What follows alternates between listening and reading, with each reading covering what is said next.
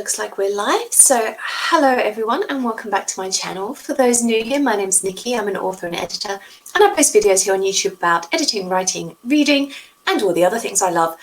And we're back here today for my reading wrap up for the end of the month. As usual, I've got quite a few books to get through. So we will kick straight off and hopefully there'll be something here that you find interesting. It's a bit of a eclectic mix again, as usual. So, without any further ado, let's get started.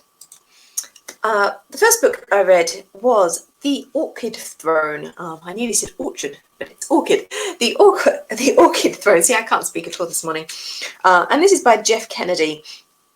This is a YA fantasy, and it was 3 stars for me. I got this book through NetGalley for a review. Look, it's going to tick a lot of boxes. If you like YA fantasy and you like all the usual tropes in that genre, then there's going to be something here you'll enjoy. However, I did find it, what should I say? I think it lacked depth is the problem. I mean, it ticks all the boxes, but it was very formulaic, and I kind of felt, particularly the villain, he was a bit of a cardboard cutout. We were kind of told about him, but we didn't really get to see him, and there wasn't much menace about him because he just was barely on the page. Now, this is the first book in a series, so it's very possible that that's going to improve as we move into book 2. But for me, I just kind of wanted to get a bit more of a sense of him as a character than we did in this first volume. So, as I said, look, if it's your favourite genre, there's going to be stuff you'll like here, but it's not one that absolutely stood out for me. Next up, I'm sort of moving between pages a bit here in my book, so bear with me. The Confession by Jessie Burton. I received this book as an ARC from the publisher, and I requested it because I absolutely loved The Miniaturist, which I thought was brilliant. This is nothing like The Miniaturist. This is a contemporary novel rather than a historical. And it's a sort of family drama, particularly a mother-daughter relationship kind of drama.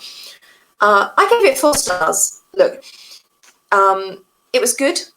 There was nothing wrong with it. The writing was fine. It just, for me personally, didn't absolutely grab me. It's not something that I would rush to reread, or that's particularly one I'd consider a preference for me. So 4 stars, as I said, well written. If you're into contemporary family drama, then definitely check it out. Moving on, I read Bridge of Clay by Markus Zusak. This was one that a colleague of mine at work gave to me to borrow. I enjoyed The Book Thief, and I didn't dislike Bridge of Clay. I gave it 3.5 stars in the end. I think it was well written, but at the end of the book, I was left thinking why? Like, what was the purpose of this story? The characters were interesting, but I didn't absolutely fall in love or deeply connect with any of them. So, yeah, it's just a bit of a mixed bag. I didn't dislike it, but I didn't fall in love with it. So it's a pretty hefty volume as well, which might put a few people off. It's pretty easily twice, maybe 3 times the size of Book Thief. But if you enjoyed The Book Thief, I mean, the writing style is still good. It's the same. It's just a very different style of story. A bit like the Jessie Burton, really. It's just a little bit different than what I expected based on the previous work. And another one I borrowed from a colleague was Sagaland by Fidler and Gíslason. So this is essentially a book retelling some of the classic Icelandic sagas, combined with almost a travel journal. The 2 guys have been travelling around Iceland together, and as they travel, they're visiting places mentioned in the sagas, and so we get a little bit of a retelling of the saga. This was a 4-star read for me. I thought it was a really fun way of presenting the sagas. You could just go and read the saga, honestly, and I think you'd get a bit more depth and detail. But if you're already familiar with them and you just want a sort of light, fun retelling, a bit of a chat about Iceland and its people, then it's definitely worth having a look at. Moving along, I have been I've been reading the Black Butler manga by Yana Toboso, and I'm up to volume 12 at the moment of 28. So I will just mention that I've been reading them, but I'm not going to go into a big full review this time. I'll wait until I finish the entire season and then talk about them.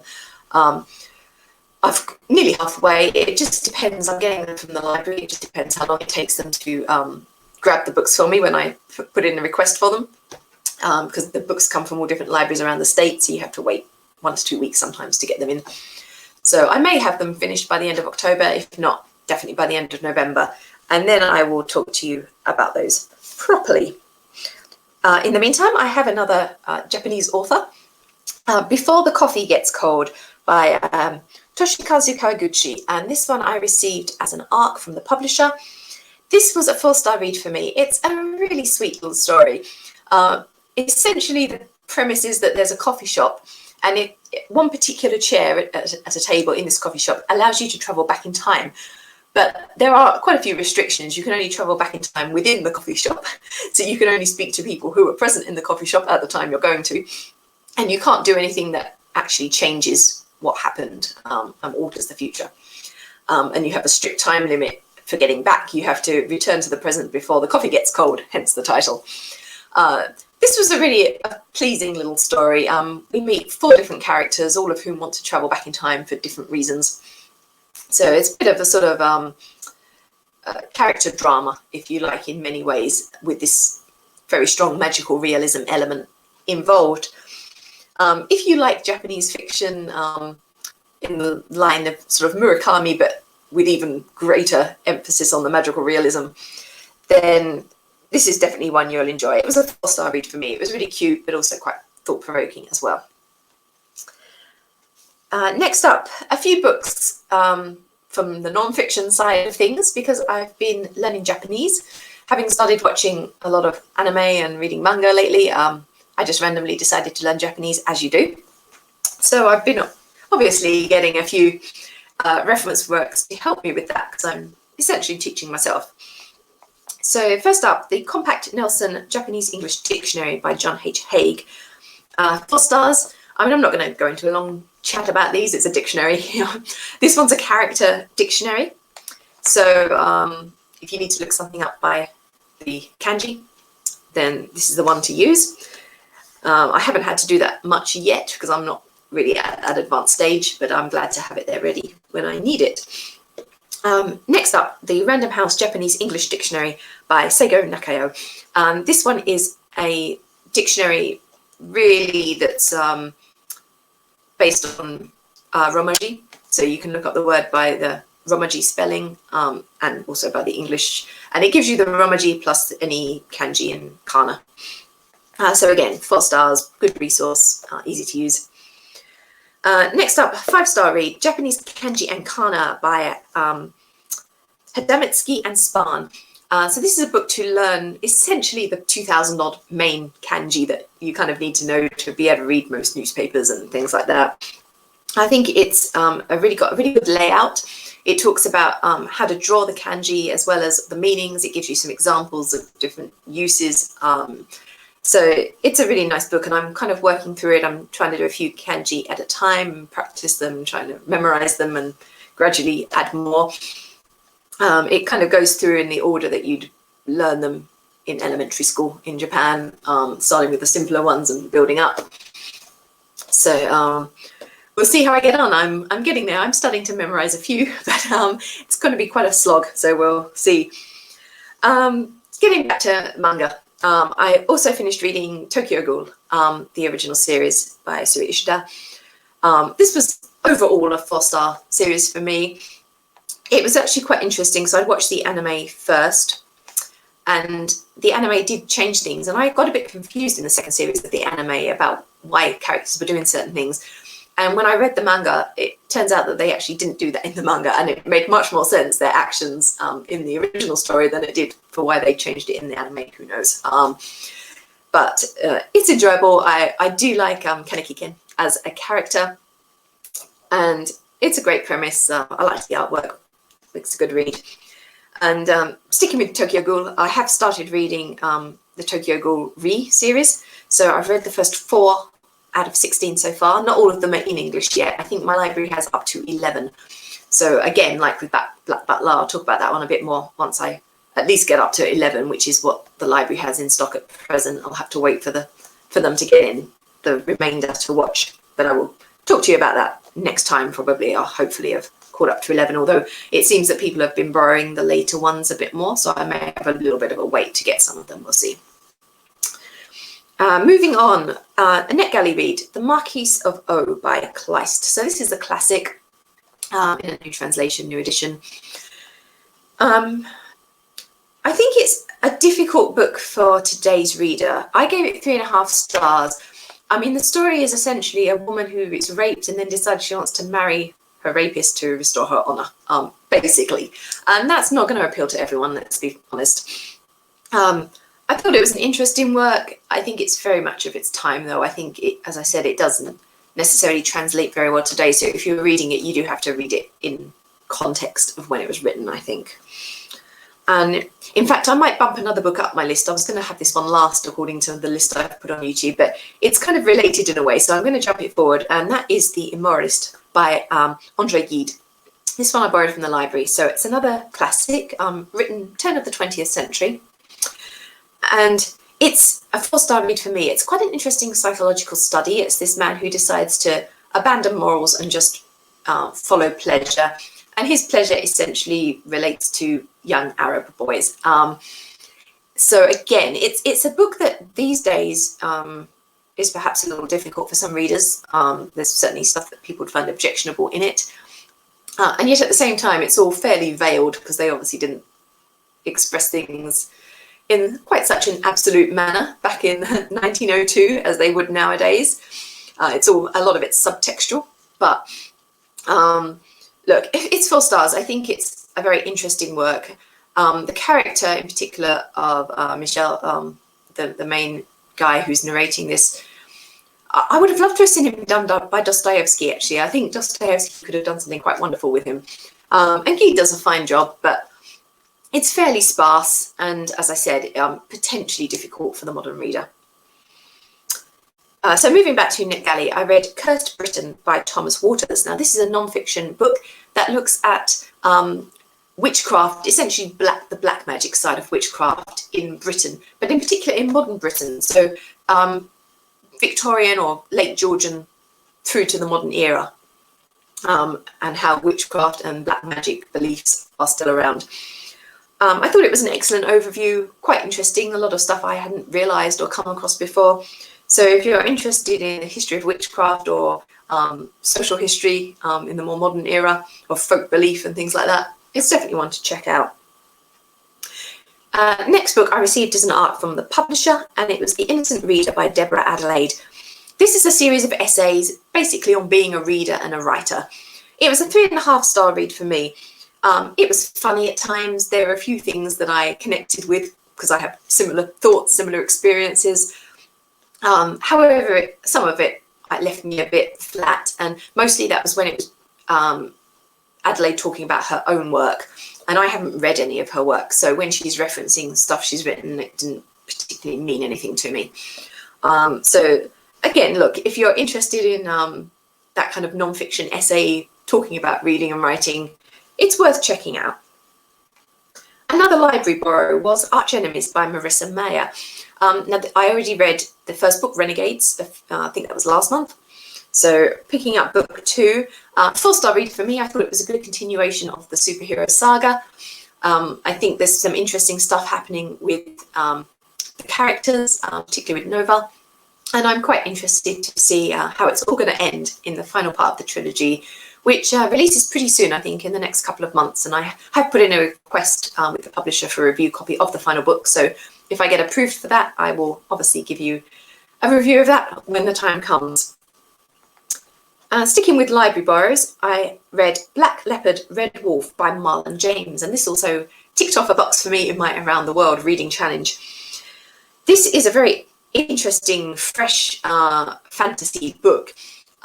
It's fairly heavy going. It's a really epic fantasy that's got a lot of gore. I should say there's a lot of violence, a lot of blood, rape, all sorts of stuff going on in this book. So there are people that are not going to enjoy that aspect of it.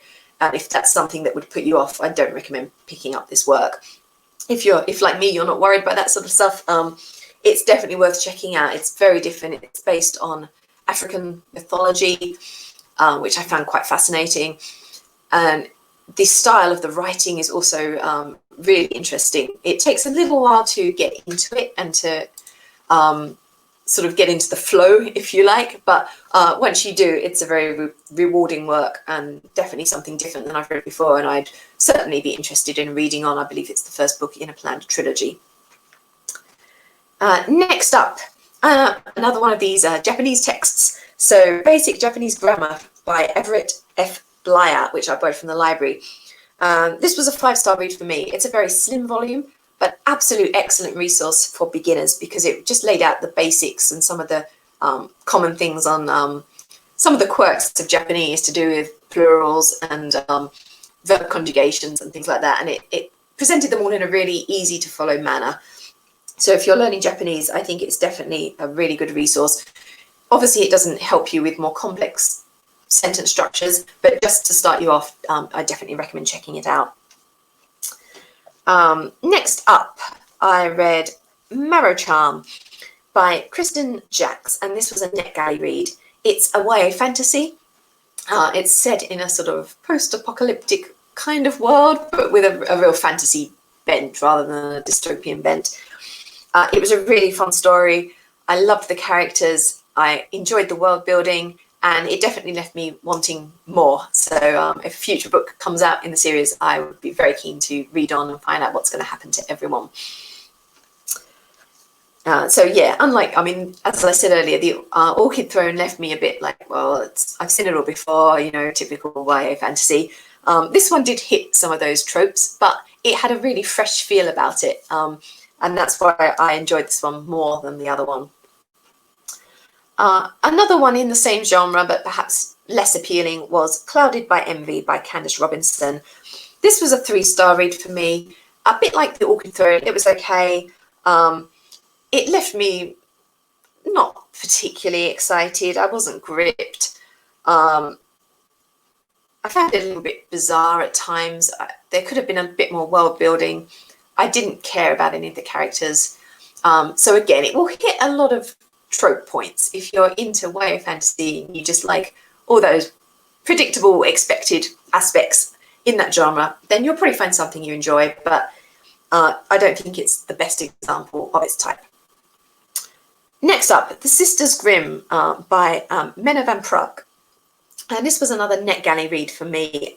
This was a 4-star one though. So again, we're sticking in that YA fantasy kind of realm. I thought it had a really brilliant concept and some aspects of it worked really well, but a few of them I kind of just didn't quite connect with as much as I would have liked to. I would have liked to have cared about the characters a little more than I did. I thought the way they were presented, representing different elements, worked brilliantly, but I never felt that deep emotional connection with them that I would have liked to have had, which is why it's 4 stars, not 5 for me. But this will appeal to a lot of readers. It's that sort of YA fantasy, bit of fairy tale stuff woven in. Not exactly retellings, but there's a lot of fairy tale reference, as you would expect from a book called The Sisters Grimm. So yeah, if that sounds like an appealing thought for you, do check it out. Sticking with NetGalley, but moving to graphic novels manga, I read Bakemonogatari, Volume 1 by Nisio-sin. Now, as I understand it, this story was originally a series of light novels. It became an anime, and now it's being turned into a traditional style manga. This was a 3.5-star read for me. I did enjoy the premise, however, it did take me quite a while to get to grips with what exactly was going on. And I think that's because I've come to it, not having read the novels, watched the anime, I know nothing about the story, and it kind of threw you straight in there and at first left me thinking, what the hell's happening here? It was a bit confusing for someone if you're coming to it with no knowledge of the story or the premise or anything at all. But it did begin to make sense by the end. So I think continuing to read in the series, I wouldn't have a problem from now on. So I liked the artwork, and it's something a little bit different. It was a bit bizarro. Essentially, the main character had her weight stolen by a crab. It's like weird. Yes, the crab is some sort of god, I think. But yes, as I said, it's a little bit strange if you have no background knowledge of what's happening. Next up, another library borrow was Napoleon Symphony by Anthony Burgess. Now, I've read some of Burgess's other works, and the idea of this one really appealed to me because I am interested in Napoleon. I've read a lot of non-fiction about him and other fictional accounts of his life. And the idea of linking the storytelling to the Eroica Symphony by Beethoven was fascinating. And that did work really well for me. I have to say, I liked the way that the story connected with the symphony. However, it just didn't grip me. I mean, there were things I enjoyed. As I said, I enjoyed that structure. That worked well. I liked that Burgess didn't dwell too much on events and just, for those of us who have read a lot about Napoleon, like I know all the key points that happened in his life, the major battles and things. So it didn't bother me that we didn't dwell on all the details of them. Although if you're someone who's coming to it not knowing quite so much, then that might be a problem. But at the same time, I kind of felt myself skimming through. It's very hard to describe how I felt about this book, actually. I think it was too clever for its own good, essentially.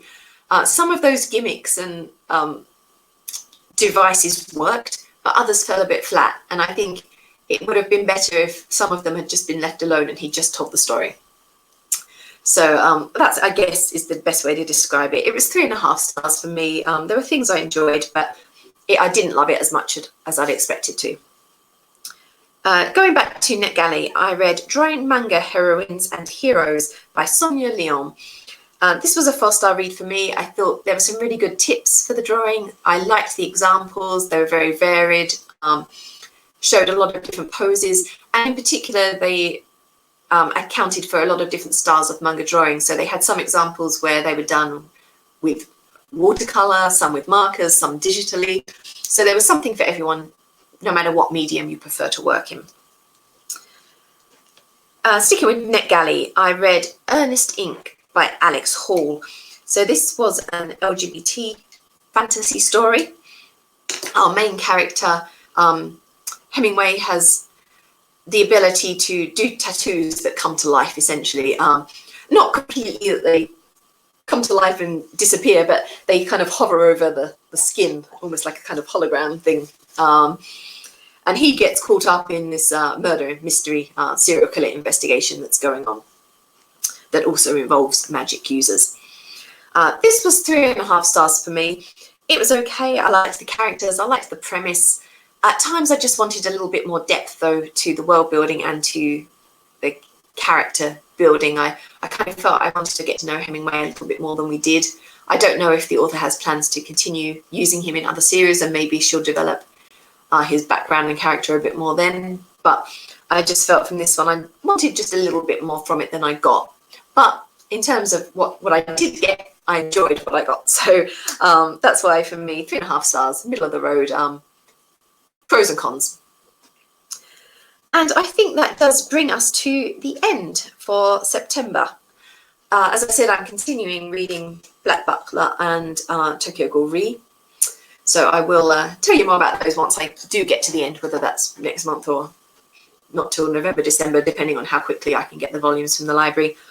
I'm currently reading Nevernight by J. Christoph, so I'll have that one to share with you in October too. And on that note, I think we've reached a point to end. So I will close there. Do join me again next Sunday because I am back for a live stream with my good friend Alina Popescu. We are continuing our Genre Talk monthly discussions, and our topic for October is translation. So we'll be talking about all things translation. Both of us, obviously Alina often is reading in English, which is a second language for her, and I'm a keen linguist. I've studied a few foreign languages. I like to read books in translation, both in the original sometimes, if it's French, German, or translated text from other languages. And I also have a postgraduate diploma in translation. So I'm sure between Alina and I will have quite an interesting discussion, probably with some fairly heated views on good and bad translations. So if you're free, I do hope you'll join us for that. It's going to be a little bit later than this stream. So kind of 4 hours from now, roughly, is when we'll be starting. You can work it out for your own time zones. So do join us then. Of course, I'm always back on my channel in October for my regular streams as well, the scheduled pre-recorded posts that come out on Sundays. So I do hope you'll check those out. I will end there for now, but I will look forward to seeing you all again very soon. Bye for now, everyone.